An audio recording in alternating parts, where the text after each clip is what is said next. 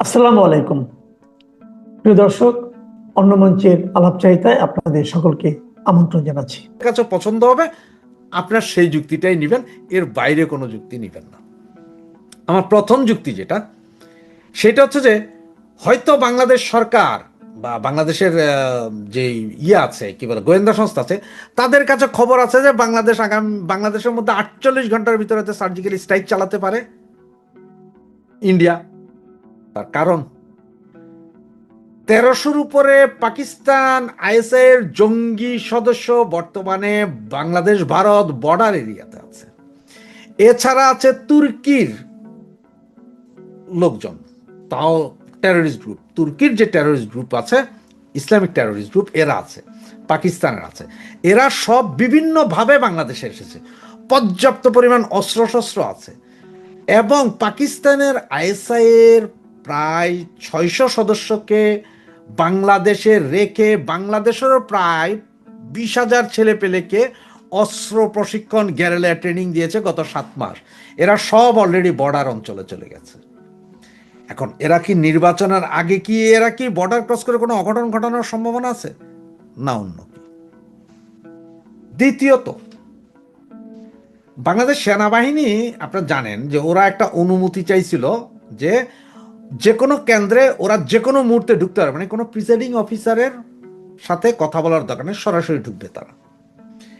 এবং এটা যদি ঢুকে তাইলে এই যে তত্ত্বাবধায়ক যেটা আছে আর কি, ইন্টারিম, শুধু ইউনিসের যে ইন্টারিম, এরা হয়তো তাদের যে মেটিকুলাস ডিজাইন করে কাউকে আনবে সেটা হতে পারবে না, এত অন্য কিছু ঘটে যেতে পারে। এই কারণে হয়তো সেনাবাহিনীকে ইলেকশন নিরাপত্তার দায়িত্ব থেকে সরিয়ে, যে বর্ডারে যুদ্ধ চলতেছে, আগে দেশ বাঁচান পরে ইলেকশন বাঁচান বইলা বর্ডারের দিকে পাঠিয়ে দিবে, পাঠিয়ে দিয়া এইখানে ওনাদের মতো করবে। থার্ড যে যুক্তিটা, সেইটা হচ্ছে যে এই মুহূর্তে বর্ডারে গন্ডগোল চলতেছে, চলবে, এইটা কইরা সেনাবাহিনী ওইদিকে যাক এবং দেশের পাবলিককে বুঝাইতে পারবে যে দেখেন এখন তো দেশ যুদ্ধ অবস্থায় যখন দেশ, তখন এই নির্বাচনের দরকার নেই, যেমনি আছে অমনে থাক, আগে দেশ শান্তি হোক, পরে যায় নির্বাচন। কারণ যুদ্ধের ভিতরে তো নির্বাচন হয় না, পৃথিবীর কোনো দেশে যুদ্ধের ভিতরে নির্বাচন হয় না। সেইটা করার জন্য নাকি ওনারাই নিজেরা এই জঙ্গিবাদী কিছু লোকজন যায় ইন্ডিয়ার বর্ডারে আক্রমণ করবে, এরপরে ইন্ডিয়ার সার্জিক্যাল স্ট্রাইক করবে। এই তিনটা যুক্তির যে কোনো একটা হতে পারে, এবং কোনটা হবে সেটা হচ্ছে আপনি একটু চিন্তা করেন, কোনটা আপনি একটু মিলাই দিয়ে হয়তো বুঝতে পারবেন। এই যে ধরেন গত 3 দিন যাবৎ একটা হইচই চলছে না, যমুনা ঘেরাও, কারা? সাদী হত্যার বিচার আলারা, ওই যে সওয়া মোয়া ছিঁড়ে দুমা হাদি, হের বিচারের এখনই ফাঁসি দিতে হবে। এরপরে আবার ওই যে আপনার বিভিন্ন কর্মজীবী যারা আছে, পে স্কেলের দাবিতে আন্দোলন, পে স্কেলের দাবির আন্দোলনের যেই লোকগুলো ছিল সব কিন্তু জামাতে কিন্তু এটাকে প্রোভাইড করে আনছে। হাদির বিচার চাই, এইটাও জামাতে আনছে, সবগুলো জামাতে আনতেছে। তাই না? প্রি প্ল্যান, যে মানে এইভাবে অস্থিতিশীল করো। আজকে হয়তো কিছুক্ষণ পরেই জানবো হয়তো আপনারা, যে এই লোকটার কথা বললাম নোয়াখালী বা ফেনীতে মারা গেছে, আমার সঠিক খেয়াল নাই, প্রার্থী গুলি করে দিছে, তারেও জামাতে করছে। সারা বাংলাদেশে আপনাদের আগেই বলেছিলাম, আমি বারবার বলেছিলাম যে 8, 9, 10, 11 এই 4 দিন ক্রুশিয়াল মুভমেন্ট, মার্ডার হবে। ভোট কেন্দ্র দখল যদি নির্বাচন, যদি, আমার বিশ্বাস, আমি 12 তারিখ রাতের 12টা পর্যন্ত বিশ্বাস করে যে ভোট হয় নাই এবং হবে না, ভোট হবে না 12 তারিখ রাতের 12টা পর্যন্ত, আমার বিশ্বাস। আমি জানি আমি কোনো পীর মুর্শিদ না, আমার প্রেডিকশন তো ভুলও হইতে পারে, আমার বিশ্বাস ভেঙেও যেতে পারে, কিন্তু ইলেকশন হবে না।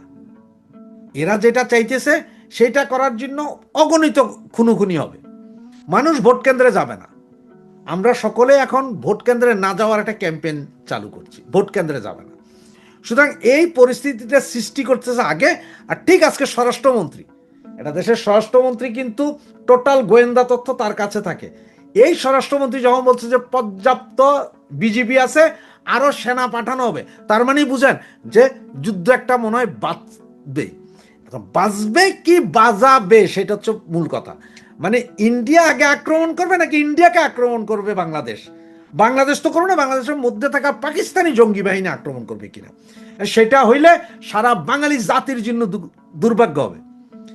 অলরেডি ইন্ডিয়া আপনার গত 4 দিন আগে স্বরাষ্ট্র মন্ত্রণালয়ে একটা দোসিয়ার পাঠিয়েছেন, একটা বুকলেট, যেখানে নাকি 700 ছবি আছে বর্ডারের বিভিন্ন অঞ্চলে জঙ্গি তৎপরতার একদম ভিডিও ফুটেজ সহ দিয়েছে। সরকারকে বলেছে এটার ব্যাপারে নেন। এখন নাকি ইন্ডিয়ায় কাল পরশু সার্জিক্যাল স্ট্রাইক করবে, সেটাই এখন দেখার বিষয়। তো চলুন আমরা দেখতে থাকি, তবে সমস্ত খবর যখনকার খবর তখনই আনবো। 12 জন উপদেষ্টা, তাদের মধ্যে 8 জনের পরিবার 5 এবং 6 তারিখ দেশ ত্যাগ করেছেন। মানে বউ বাচ্চা যারা যারা পরিবারের মা বাবা যা যা ছিল সব নিয়ে দেশ ত্যাগ করেছেন 8 জনের পরিবার। পুলিশের আইজিপি তিনি লাল পাসপোর্ট জমা দিয়ে দিয়েছেন এবং তিনি এটা বলে দিয়েছেন যে 13-14 তারিখে উনি বিদেশ যাবেন এবং তার জন্য তিনি রেজিগনেশন দিয়ে দেবেন ওই 13-14 আগেই, অর্থাৎ 12 তারিখকে ঘিরে সব এই সমস্ত কিছু হচ্ছে সব। এবারে আসি আপনার 9 জন উপদেষ্টা, তাগতবার ভারী ভারী উপদেষ্টা, যারা সব মানে শুরুর দিকে আগস্ট মাস থেকে তারা যখন একবার ভাষণ দিতেন, মানে জাতির উদ্দেশ্যে বঙ্গবন্ধু যেরকম ভাষণ দিয়েছিলেন তাকে ছাপিয়ে গিয়েছে সেই ভাষণ, সে তারা যে ভাষণ টাষণ দিতেন। সেই 9 জনের মধ্যে আর যারা যারা হলেন তাদের নাম আমি বলছি: সালেউদ্দিন অর্থ উপদেষ্টা, রিজওয়ানা পরিবেশ উপদেষ্টা, Farida Akhtar livestock, Sharmin Murshed work and establishment, Faruki Azam ধর্ম ও মুক্তিযুদ্ধ উপদেষ্টা, জাহাঙ্গীর আলম চৌধুরী তিনি হচ্ছেন স্বরাষ্ট্র উপদেষ্টা, তৌহিদ হোসেন পররাষ্ট্র উপদেষ্টা, খলিলুর রহমান এনএসএ, শেখ বশির বিমান এবং বাণিজ্য উপদেষ্টা। এরা বলে দিয়েছেন আমরা এই 12 তারিখের পর আর উপদেষ্টা পদে থাকবো না। সে 12 তারিখ যাই হোক না কেন, যে পরিস্থিতির সৃষ্টি হোক, আমরা এই উপদেষ্টা পদে আর থাকবো না। এছাড়া 2 জন বিশেষ সহকারী, তারা 12 তারিখের পর আর থাকতে চাইছেন না। এরা হলেন আবু তৈয়েব এবং লুফসে সিদ্দিকী। তাহলে বুঝতে পারছেন 12 তারিখ ঘিরে কি হতে যাচ্ছে। বৃক্ষ তোমার নাম কি, ফলে ন পরিচয়াতে। তার মানে বৃক্ষের সামনে কিন্তু ফল ফলতে শুরু করেছে এবং ফল দেখে বোঝা যাচ্ছে বৃক্ষ তোমার নাম কি। ওটা নিম ফল নাকি ওটা আম ফল নাকি ওটা আমরুদ। যা হোক, এই 12 তারিখ নিয়ে যে সংশয় আপনাদের মনের মধ্যে ছিল, আমি আপাতত মনে হচ্ছে সেই সংশয়ের কিছুটা কাটাতে পেরেছি।